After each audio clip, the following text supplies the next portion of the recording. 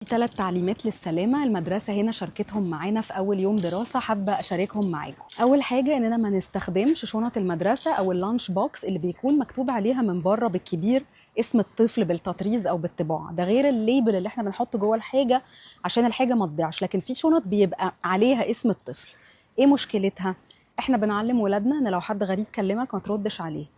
مخ الطفل مش بيعرف يايدنتيفاي او يعرف الشخص انه غريب في حاله ان الشخص ده نده الطفل باسمه. تاني حاجه اننا ما نصورش ولادنا صور يكون مثلا يونيفورم المدرسه باين عليه لوجو المدرسه ونحط الصور على السوشيال ميديا. حتى لو انت صارفه ومكلفه وعايزه تحطي الصوره عشان تكيدي سيلفتك، ابعتيها على جروب العيله.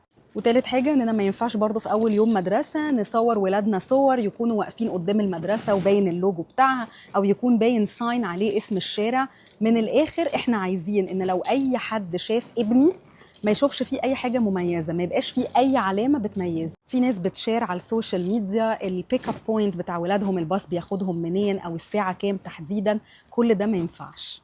عشان احنا ببساطه ما نعرفش مين اللي بيشوف الحاجات دي، احنا ما نعرفش مين اللي على السوشيال ميديا وايه نيته، وما نقولش لا اصل ده جروب الماميز، اصل ده جروب كله امهات، ما فيش حاجه اسمها كده. خلوا بالكم، كل سنه وانتم طيبين.